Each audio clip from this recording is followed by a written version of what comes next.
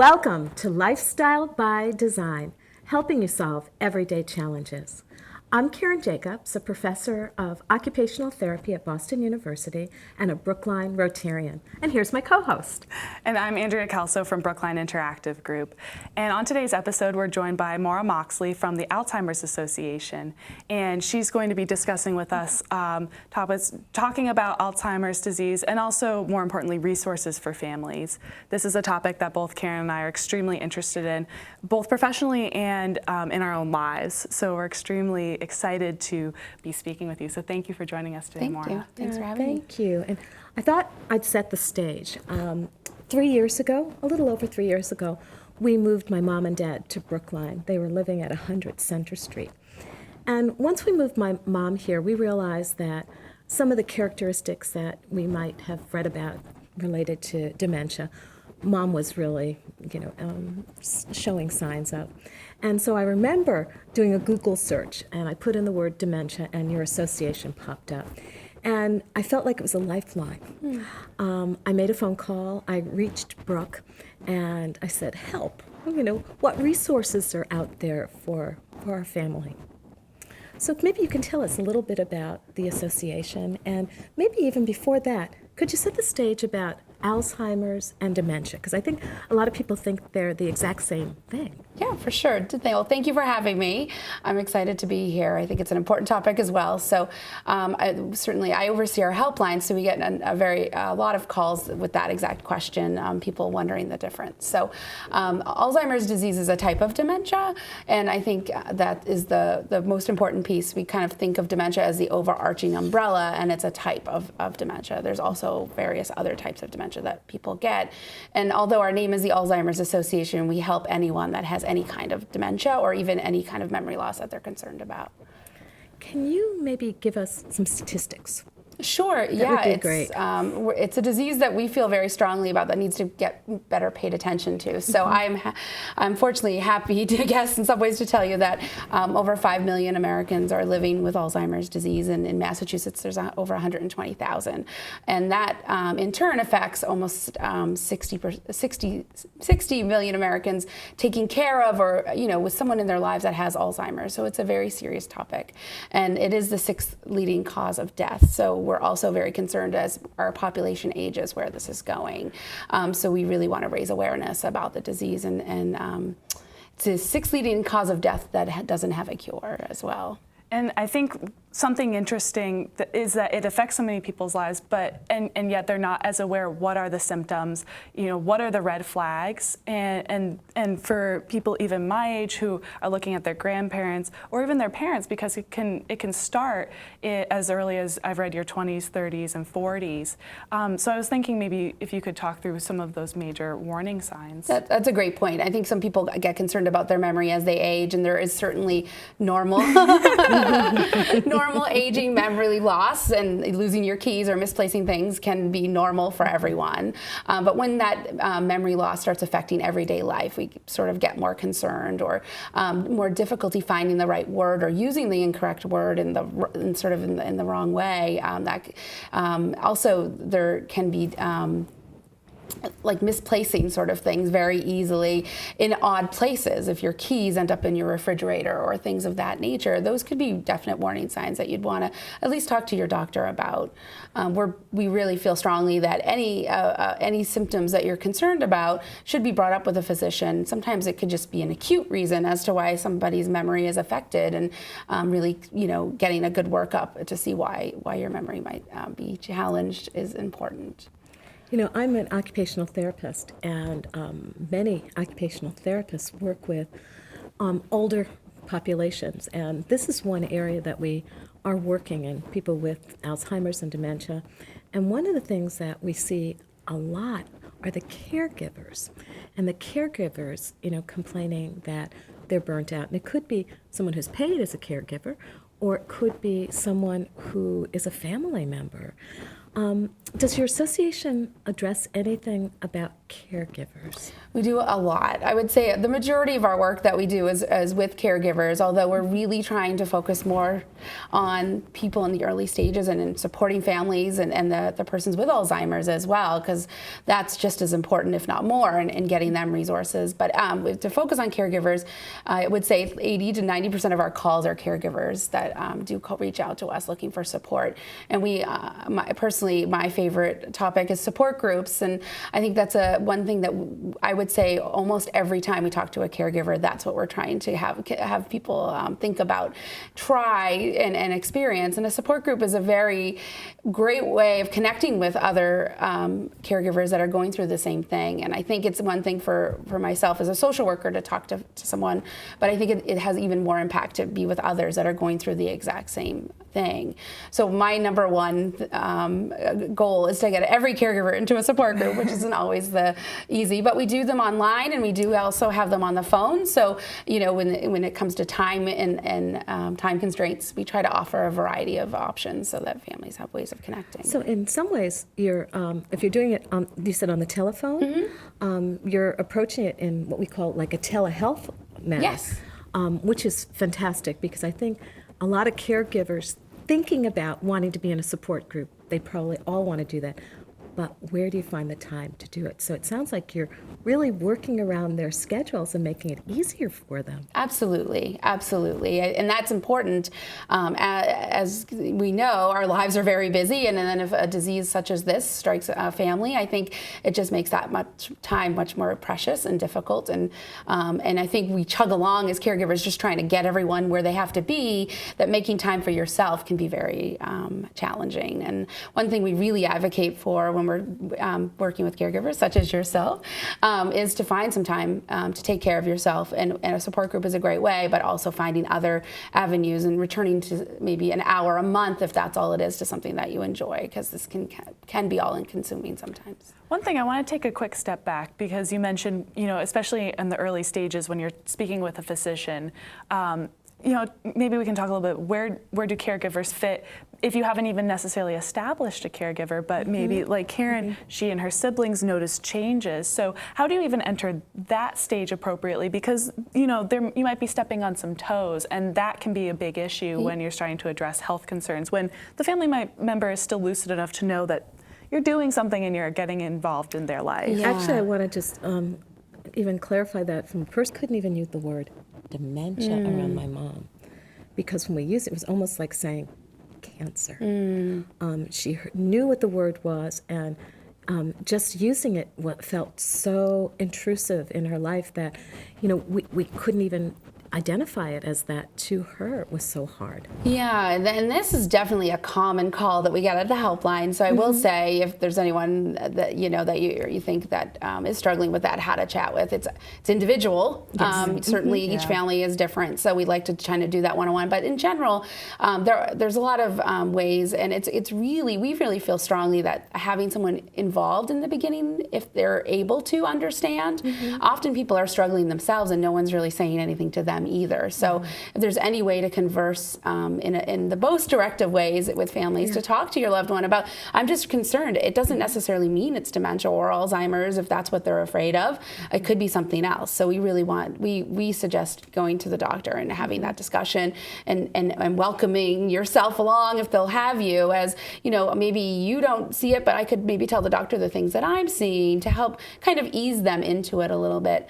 It can be very challenging, and there's a lot of doctors that still don't know enough as well and are hesitant to give the diagnosis or to even talk about it with the person that they're talking to. So it doesn't make that doesn't make it easier for the family member as well. So but we do a lot of talking people through kind of role playing on the phone on our helpline as to steps you can take to kind of have that discussion. It's really great. That is wonderful. I keep thinking back when we first were identifying it with my mom. She would say, I don't understand, I can't remember things as well. And she says, I think I'm going crazy. So that's the first thing, I think, that maybe a lot of people who are just beginning to have some of the signs, they don't understand it. Absolutely. And so what you're suggesting of really being very open about the discussion, bringing in as many family members or significant others at the beginning is important. I'm wondering if there are certain doctors that we should approach. Maybe a gerontologist would be better trained Yeah. in being able to have that conversation. So if this call were to come to Helpline, we have a list of memory clinics, diagnostic centers that do full workup on any kind of memory concerns across the state of Massachusetts and even New Hampshire. So we'd be sharing that list with anyone that was interested. Primary care physicians are as equipped to do that, but certainly, especially if someone was in a younger age, we really recommend a thorough workup to rule out other things. And I think it gives families reassurance to have that kind of full workup to understand really what's going to come. Right. So I have a question maybe both of you can address, Okay. because I think it has a bit of an occupational therapy bend. I think kind of going into the next stage, once you've identified the fact that your loved one has dementia or Alzheimer's, there's a lot of logistical concerns that start to come up of how do you then work that in giving them a safe environment in their home, and that's where I think some of the occupational therapy element comes in. So I'm interested to hear from you, Karen, maybe some personal issues, and then from you, what are some of the resources Alzheimer's Association gives when families are starting to think in those terms? Yeah, so the home environment is really important, and I think if we're looking at someone who has dementia, who's older, there are changes that you'd make into the environment to begin with. Getting rid of the scattered rugs so that they're not going to fall and trip. Getting rid of clutter is really important. And I remember with my mom was a hoarder, and that's still happening. My mom, is still alive with dementia, and as many things as you could get away that she wasn't hiding. Because I remember my dad would be reading a book, and he might go into the bathroom for a minute, and all of a sudden the book was gone. So the moving of things, too, is an issue. So, again, eliminating as many things. Also having signs. So very short symbols of things. I have actually put on a door saying, stop. And that has worked with wandering. It's an interesting tip. I've actually seen places where they'll paint the door inside the house so it doesn't look like a door. Yes.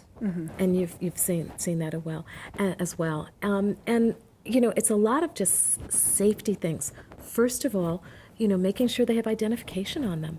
My mom was doing a lot of wandering, and so we made sure that she had a necklace or a bracelet on, to let them know where she lived. We stopped giving her purse because we were finding that she was losing a lot of things. So we kept her, again, with having something so she had identification, but not having all those usual and customary things that she might take with her because she was losing a lot of them. That was just some things. And then just grab bars and things like that in the house that we would have done anyhow as they aged. Yes, some things like that? Those are all things that we would recommend for sure. I think safety is a key component, and I think what is challenging is when people are diagnosed and are in the early stages, there's a lot that we encourage people to do. We want people to stay active and engaged and going to their senior center or their local activities. And I think, the age kind of plays in there too, that sometimes people are in their 50s getting with a diagnosis, and it's a different approach than someone that's in their 80s and maybe more frail and physically unable. So we look at everyone's situation differently, of course, but wandering is one of them, I would say, our top concern, and it can happen early on. In the early stages, people can become disoriented in their surroundings or at a grocery store that's unfamiliar and want to leave because they're not sure where they are, or those things. So we really encourage families right from the get-go to use some kind of identification. We actually have a safe return program that's a national registry. Can you talk about that? Because Sure. I know, because Brookline, doesn't Brookline, aren't they part of something like that too? So I'm not 100% sure on Brookline's own part, but there is a national registry that we sign families up for, where the person with Alzheimer's can wear a bracelet or any. It's a variety, and then the caregiver also can get one as well that indicates that they're responsible for somebody with Alzheimer's. So if something were to happen to them, there would be somebody looking out for the person. But it enables us to, if someone were to go missing, to help notify the state police and different places that we would to help engage us in that. But also if first responders are trained to look for that.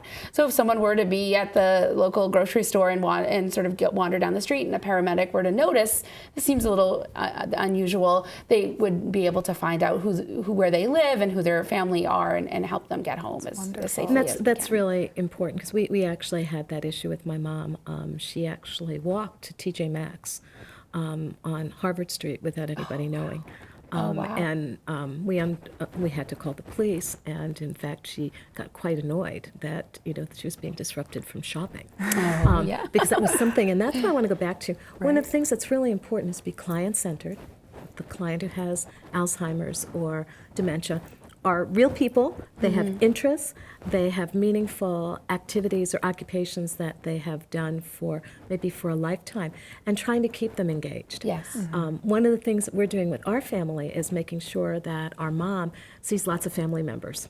And even though she doesn't always remember who we are, we have lots of photos around, and we're constantly saying, oh, this is this person or this is someone else. And just that kind of reminder, even putting a name on something. We have like this memory book that has people's names, just as they're starting to forget who a person is, to have that reminder over and over again, and to do it in a fun way. That's too. great. That's great. And connecting with your mom, especially Right. on every level, and reminding yourself of your relationship, because sometimes you can get so busy with the day-to-day. So keeping her connected to you as your mom in those parts is really important. It really is. It's good to find something joyful that you can do together, because there are definitely moments where, and kind of going back to the removing items, that can cause a lot of tension when you start to make Absolutely. those changes in the home. So, and I actually, because I personally have not dealt with this, I thought, well, if I was just starting to deal with this, where would I go? I went to the message boards, and I found a lot of the messages were about, well, how do I tell them I'm going to remove this, or how do I do that without causing an issue? Because it tends to be that you get a lot of arguments, and them not remembering they've hidden something or moved something and blaming it on someone else seems to be a common thread. Is that something you see a lot with your calls? Definitely. And we do a lot of talking caregivers through communication tips around that stuff. And, as this disease progresses, sometimes we want it, our communication style needs to evolve. And I think family members have a hard time with, not to pick on you, Karen, but with a relationship like your mother of changing those roles. Yeah. And those roles really end up changing. And maybe sometimes we call therapeutic fiblets, but ways of communicating things that it's just less upsetting for them to not know everything, maybe, or engaging them in more of the positive conversations and not so much the negatives, because they can perseverate sometimes, people with Alzheimer's, on those negative things because for whatever reason they're upsetting to them. And we do know that as this disease progresses, emotions stay intact. And so we really try hard to teach family members to stay in the positive as best they can. And despite, maybe the memory declining gradually over time, I think if we can maintain those positive relationships and positive communication, we have a positive outcome. And we know that people with Alzheimer's respond really well to smiles and soft touches and hand holding and things that That's can great. warm the... I had no idea, actually. Yeah. That's something really interesting. Yeah. It was interesting that you said that, and I'm personalizing this because it's so much a part of our lives Right. now. My sister, her family, my family as well, and we're doing what you called, I think, fibs. What did you call it? Therapeutic fiblet. We're calling it. It's actually labeled in the OT world as validation therapy. There you are. Yep. And I've done a lot of reading on it because one of the issues we had, our father, my dad, my mother's husband, died in November, and Mom keeps forgetting that he died.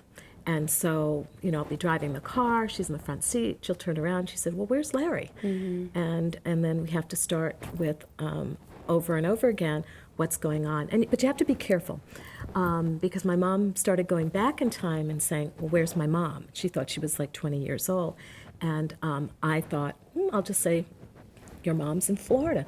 And she went back to me and she says, that's impossible. My mother hates Florida. So that was my first start of my validation therapy, and realized, and she still remembers that I had said that. She says, it is really strange that my mother's in Florida. She doesn't like Florida. But it's hard because, you go back and forth saying, do I tell them the truth? or do I, come up with something that is more comforting? And I think that comfort care is extremely important, that loving touch, the hug, the kiss. And I remember driving my mom back to my sister last weekend, and she was falling asleep and all of that. And then all of a sudden she grabbed my hand and held it and said, "I love you." And, doing that back and forth, I think is just so important. And it's comforting for the caregiver as well. Absolutely, absolutely. And I think that's why it takes us a while sometimes. Everybody's different, because it's hard for families to accept that, I don't want to lie or I don't want to do those things. But I think once they try it and they see the benefits, it's only to benefit the person that you love and the person you're caring for. It has no other intention. And but it takes a long time, and we slip back and forth, I think, too. That in frustration and in trying to get 50 things done in a day, it's like, oh.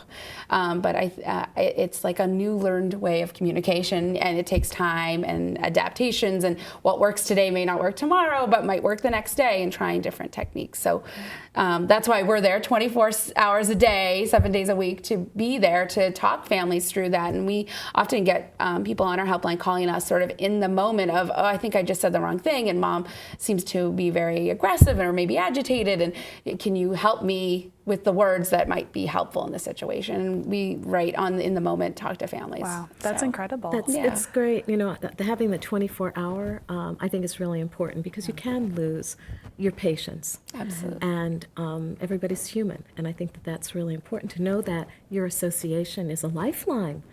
And it's a free lifeline. Free. All our programs for families are free. Oh, that's great. Yeah. So I wanted to switch gears a little bit and talk a little bit more about other resources and other things that Alzheimer's Association does. I actually became more intimately aware of the association when I trained for the Boston Marathon, and my team trained with the Alzheimer's team. And it was truly wonderful, because I met a lot of runners who were very connected to the organization. They were volunteers, their family had the disease, and so they became connected to the organization in various ways.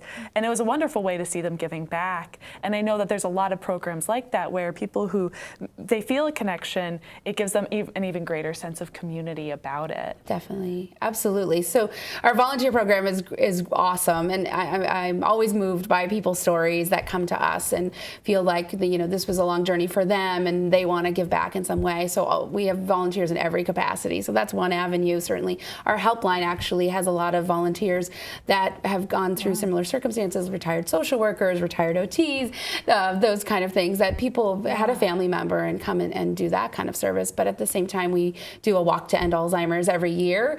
And not only does that help us provide free programs and services to families, it also helps with research. And it also gives families a way to kind of feel empowered, that I'm out in my purple shirt with my Alzheimer's words, and you can get your family and friends involved. And really, we see people with grandma's picture on the front, and grandma walking with them, or those things. And it can just give you a sense of, I'm trying to do something about this. In addition, we do a lot of advocacy. We just came back from Washington. We were at the State House last week doing advocacy days, and we get lots of family members that are in the midst of it or have gone through it, people with Alzheimer's themselves, to come and rally. And it can be very empowering to people to be part of this. And correct me if I'm wrong, but I'm fairly sure Seth Rogen actually made a very powerful statement about the need for greater advocacy and awareness about Alzheimer's. So there's even some star-studded power behind he's a national spokesperson for the Alzheimer's Association, which warms my heart. Good person, I would say so. Definitely. And raising awareness kind of feeds into all that we do, because we want people to call our helpline, and we want people to go to our education programs and support groups, and we want people to walk in our walk, so that we can raise the awareness of how much impact this disease is having on the nation. That, and I think, just based on a lot of conversations Karen and I have had personally, the more you can talk about it and destigmatize the idea of talking about it, the more you can share, and because that sense of support is so critical to getting through it, the more people who are comfortable talking about it and knowledgeable just supports each other. Absolutely. And, I think we start with the doctors. We have a whole department that is our medical scientific department that is educating doctors to be more comfortable talking to families and giving the diagnosis. And that's a really key component. But not only that, just making the world sort of comfortable. And what, we hear from caregivers all the time that, oh gosh, our neighbors all pull away and nobody really knows what to do. It's kind of the cancer word of the 70s, the people are just like, oh, I'm not comfortable talking about it. We really want to have people feel more like they can share this with their family members and get support. And it can be very isolating if you're not talking to your neighbors or your coworkers and letting them know that this is going on in your life. That can really just be isolating and make you feel alone. You're absolutely right. And as a family, we've been trying to let people know what's going on, and it's what we're finding is that there's so much support. And I'll give you a little story. We had a birthday party last week, and my mom, for some reason, loves children's toys, but she likes to take them. And so we were at this children's party, and what I have to do is, I can't just go into her pockets because that's, invading her privacy. So we get in the car, and usually, I'll just say, let's, wasn't this a great time? And somehow I can manage to get some of the things. And she took a few toys from the place, and I said, I'll be right back. Someone stayed with her in the car, and I went inside, and I said, I'm really sorry, my mom has dementia, and she doesn't realize that she's taking something that's not hers. And the woman was so great. I think her family was from Bulgaria. And she said, I understand this. I had the same issue with my mom in Bulgaria. I understand. And you know what? If she really wants those things, she can have them. Wow. So I think telling the stories, those narratives, are helpful for everybody because it sort of opens up the floodgate for people to share, and it touches all of us. Absolutely, It definitely. does. So we're really grateful about your association. I'm so glad that in my Google search I found you, and I'm you've been so glad helpful. too. That's wonderful. And we're so grateful to also be able to share, what we've learned today. I think it was very enlightening. Me too. And feel comfortable to talk about your personal stories. That's hard. So thank you, Karen, Yes, for doing that. You're welcome. Thank you for letting me share them with you both. Well, thank you so much for joining us on Lifestyle by Design. For more information, we're going to share, if you're watching on YouTube, we're going to share some information below of how you can find the hotline number, the Alzheimer's website. We are doing the show as a part of Thursday Night Live. It's an opportunity for members of Brookline Interactive Group to host their own show and share what's important to them and in their community. And we find it so valuable to reach out to the community in this way. And for more information about our show, you can visit us online at brooklineinteractive.org. Until next time, thank you for visiting, and we will see you in a month. Thank you.